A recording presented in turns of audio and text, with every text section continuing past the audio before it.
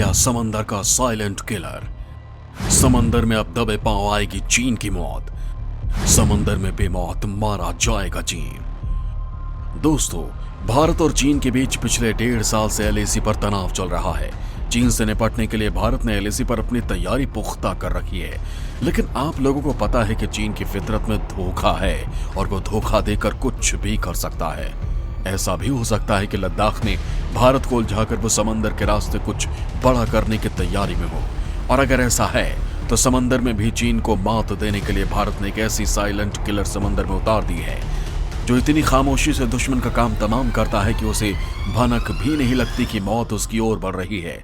ये इतने दबे पांव दुश्मन की तरफ बढ़ेगा कि और घातक वार करेगा कि चीनी सेना को हिंद महासागर में डुबा दिया जाएगा। इस किलर की ताकत के आगे चीन बौना पड़ जाएगा। उसे समझ नहीं आएगा कि समंदर में भारत के किलर का मुकाबला कैसे किया जाए। इस साइलेंट किलर के हमला करने का तरीका कुछ कुछ मगरमच्छ से मेल खाता है, क्योंकि यह पानी के अंदर तब तक छुपा रह सकता है जब तक दुश्मन इसके करीब ना आ जाए, और जैसे ही इसका दुश्मन करीब आ जाता है तभी ऐसा वार करेगा कि दुश्मन को पता लगने से पहले ही वो तबाह और बर्बाद हो जाएगा, क्योंकि इस पर ऐसे घातक हथियारों को लगाया गया है जिसे दुनिया में सबसे बेहतरीन माना जाता है।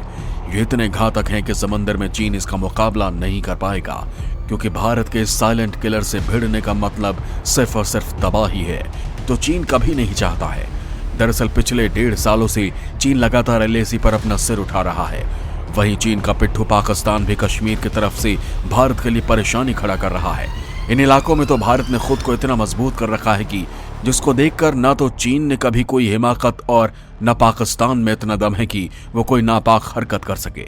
लेकिन भारत को डर है कि चीन एलएसी पर माहौल बिगाड़कर समंदर से कोई चालबाजी कर सकता है, और इसीलिए भारत ने अपने सबसे खतरनाक हथियार को समंदर में उतार दिया है।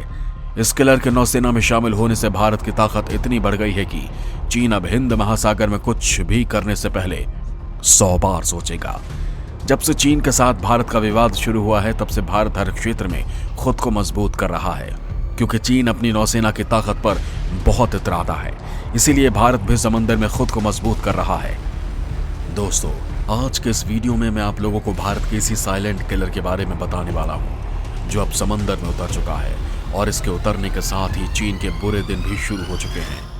दोस्तों, दिल थाम के रखिएगा, क्योंकि आज मैं आप लोगों को भारत के जिस किलर के बारे में बताने वाला हूं उसके बारे में जानकर आप लोगों का सीना गर्व से चौड़ा हो जाएगा। आप लोगों को अपने हिंदुस्तानी होने पर गर्व होगा। देश के पीएम नरेंद्र मोदी ने कसम खा ली है कि वो चीन के सामने भारत का मस्तक झुकने नहीं देंगे। खतरनाक सबमरीन वेला नौसेना में हुई शामिल। समंदर में दुश्मन को चकमा देने में माहिर आईएनएस वेला। 50 दिनों तक पानी के अंदर रह सकती है वेला। दोस्तों, दुनिया पर कब्जा करने का सपना देख रहा चीन लगातार अपनी पनडुब्बी ताकत बढ़ा रहा है। चीन अपनी पनडुब्बी ताकत को इसलिए भी बढ़ा रहा है ताकि वो आसानी से हिंद महासागर तक जासूसी कर सके और उन देशों को डरा धमका सके जिसके साथ उसका सीमा विवाद चल रहा है। लेकिन भारत ने भी चीन की इस चालबाजी पर लगाम कसने के लिए अब अपना एक ऐसा किलर समंदर में उतार दिया है जो चीनी पनडुब्बियों की चटनी बना देगा। दोस्तों, भारत की स्कॉर्पियन श्रेणी की चौथी सबमरीन वेला को नौसेना में कमीशन कर दिया गया है। इसके बाद अब भारत के पास इस श्रेणी की 4 सबमरीन हो गई है, जो अरब सागर और हिंद महासागर में भारत के लिए लक्ष्मण रेखा खींच रही है, ताकि दुश्मन चाहे तो भी इस रेखा को पार ना कर सके, और अगर पार करने की कोशिश भी करे तो वो सिर्फ राख में बदल जाए।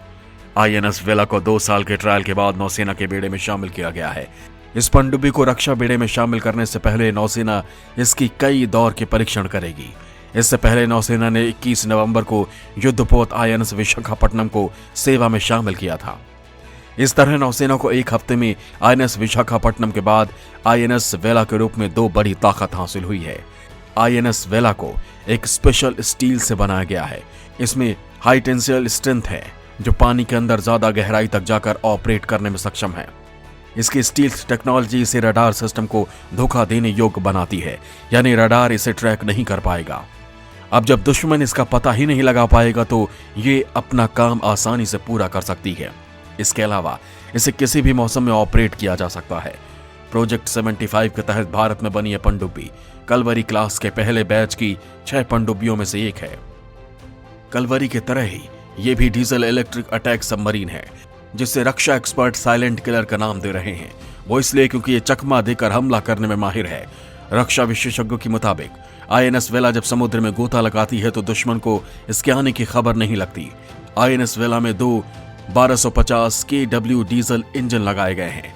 इसमें 360 बैटरी सेल्स हैं। हर एक का वजन 750 किलोग्राम के करीब है। इन्हीं बैटरियों के दम पर आईएनएस वेला 6500 नॉटिकल माइल्स यानी करीब 12,000 किलोमीटर का रास्ता तय कर सकती है। यह सफर 45 से 50 दिनों का हो सकता है। यह सबमरीन 350 मीटर तक की गहराई में भी जाकर दुश्मन का पता लगा सकती है और करीब 50 दिनों तक पानी के अंदर छिपी रह सकती है। आईएनएस वेला 221 फीट लंबी है। इसका बीम 20 फीट का है, जबकि ऊंचाई 40 फीट और ड्रॉट 19 फीट का है। इसके अलावा वेला में डीआरडीओ की तरफ से बनाया गया PFC फ्यूल सेल भी है, यानी इसे ताकत देने के लिए बेहतरीन इंजन लगाया गया है ताकि बिना आवाज के ये तेज गति से दुश्मन की तरफ हमला कर सके। आईएनएस वेला का निर्माण मुंबई के Mazagon dock ship builders limited ने फ्रांस के नेवल ग्रुप के सहयोग से किया है। इस क्लास की बाकी सबमरीन का निर्माण भी यहीं किया गया है। कंपनी ने स्कॉर्पियन श्रेणी की 6 पनडुब्बियों के निर्माण और तकनीक ट्रांसफर को लेकर फ्रांस की कंपनी के साथ करार किया था। वेला से पहले MDL कालवारी, खंडेरी और करंज पनडुब्बियों को लॉन्च किया जा चुका है। 5वीं पनडुब्बी वगीर के लिए समुद्री परीक्षण चल रहे हैं, जबकि 6ठी पनडुब्बी वाकशीर निर्माणाधीन है। बताया जा रहा है कि इस पनडुब्बी में 8 अधिकारियों सहित 35 लोग बैठ सकते हैं। दोस्तों, आईएनएस वेला में लगाए गए हथियारों की बात करें तो इस पर 6 टॉर्पीडो ट्यूब्स बनाई गई हैं, जिनसे टॉर्पीडोज को फायर किया जाता है। इसमें एक वक्त में अधिकतम 18 टॉर्पीडोज आ सकते हैं। ये जर्मन तकनीक के टॉर्पीडो हैं, जो 1967 से भरोसेमंद तरीके से दुनिया भर के कई देशों की नौसेनाओं में शामिल किए गए हैं। ये एक ड्यूअल पर्पस हथियार है, जिसे जहाज, पनडुब्बी और तटों से भी दागा जा सकता है। इनके बजाय पनडुब्बी में 30 समुद्री माइंस भी तैनात किए जा सकते हैं। ये दुश्मन के जहाज या पनडुब्बी से टकराते हुए फट भी सकते हैं। इसके अलावा सबमरीन में लगे हथियार और sensor high technology combat management system से जुड़े हैं। ये सभी अन्य नौसेना के युद्धपोत से संचार कर सकती हैं। इसके अलावा आईएनएस वेला में एंटी शिप मिसाइलें तैनात की जा सकती हैं। ये मिसाइलें पनडुब्बी के अंदर से निकलकर सीधे दुश्मन के जहाज या युद्धपोत पर हमला करती हैं। इनकी गति 1148 किलोमीटर प्रति घंटा है, यानी एक बार अगर ये लॉन्च हो गई तो दुश्मन को बचने के लिए ज्यादा समय नहीं मिलता। दरअसल दोस्तों, आईएनएस वेला के नौसेना में शामिल होने से नौसेना की क्षमता बढ़ेगी। वेला को भारतीय नौसेना की पश्चिमी कमान में शामिल किया जाएगा और ये मुंबई में रहेगी। इसकी खासियत यह है कि इसे रडार से ट्रैक नहीं किया जा सकेगा। ये दुश्मन के निगाह से छिपी रहेगी। ये दुश्मन के छक्के छुड़ा सकती है। नौसेना की माने तो वेला शक्तिशाली है और समुद्री युद्ध के पूरे स्पेक्ट्रम में आक्रामक अभियानों में सक्षम बनेगा। वेला का नाम एक सेवा मुक्त हो चुकी पनडुब्बी वेला के नाम पर रखा गया है, जिसने 1973 से 2010 तक नौसेना की सेवा की थी। दोस्तों, आईएनएस वेला के नौसेना में शामिल होने से उसकी ताकत बढ़ेगी। इसके अलावा हिंद महासागर में चीन की चालबाजियों पर अच्छे से नजर भी रखी जा सकेगी, क्योंकि दक्षिणी चीन सागर में दबदबा कायम करने के बाद अब चीन की नजर हिंद महासागर पर है। इसीलिए इस इलाके को लेकर भारत को सतर्क रहने की जरूरत है, क्योंकि चीन तेजी से दक्षिण चीन सागर के बाहर अपने समुद्र के अंदर युद्ध लड़ने की क्षमता को बढ़ा रहा है। इससे भारत जैसे देशों के लिए ज्यादा खतरा पैदा हो गया है, क्योंकि चीन के साथ हमारा सीमा विवाद है। आईएनएस वेला के भारतीय नौसेना के बेड़े में शामिल होने के मौके पर नौसेना प्रमुख एडमिरल करमबीर सिंह ने कहा था कि चीन और पाकिस्तान के गठजोड़ पर हमारी पैनी निगाह है। उन्होंने कहा, चीन से काफी हथियार पाकिस्तान को निर्यात हो रहे हैं। इससे यहां के क्षेत्रीय सुरक्षा पर काफी फर्क पड़ेगा और इसके लिए हमें सतर्क रहना पड़ेगा। दोस्तों, भारत फ्रांस के सहयोग से स्वदेशी तरीके से जो 6 सबमरीन बना रहा है, ये दरअसल प्रोजेक्ट 75 का एक हिस्सा है। साल 2005 में प्रोजेक्ट 75 के तहत फ्रांस के साथ 6 स्कॉर्पियन पनडुब्बियां बनाने का भारत से करार हुआ था। हालांकि साल 2012 तक नौसेना को पहली सबमरीन मिल जानी चाहिए थी, लेकिन पहले स्कॉर्पियन क्लास पनडुब्बी कलवरी साल 2017 में, यानी कि 5 साल की देरी से भारतीय नौसेना को मिल पाई थी। जबकि आईएनएस खंडेरी साल 2019 में नौसेना के जंगी बेड़े में शामिल हुई थी। वहीं इसी साल मार्च में आईएनएस करंज के शामिल को नौसेना में कमीशन किया गया था और अब इसी कड़ी में आईएनएस वेला भी नौसेना में शामिल की गई है। मौजूदा समय में भारत के पास 9 सिंधु घोष क्लास या किलो क्लास डीजल इलेक्ट्रिक पनडुब्बियां हैं। इन पनडुब्बियों का निर्माण रूस के रोसावोरूस हेनिया और भारतीय रक्षा मंत्रालय के बीच हुए समझौते के तहत किया गया है। इसके अलावा 4 और पनडुब्बियां जर्मनी में बनी शिशुमार क्लास डीजल इलेक्ट्रिक पनडुब्बियां हैं, जबकि प्रोजेक्ट 75 के तहत बन रही स्कॉर्पियन क्लास की पनडुब्बियां दुनिया की सबसे बेहतरीन पनडुब्बियों में से एक हैं। ये सबमरीन दुनिया की बेहतरीन तकनीकों से लैस हैं।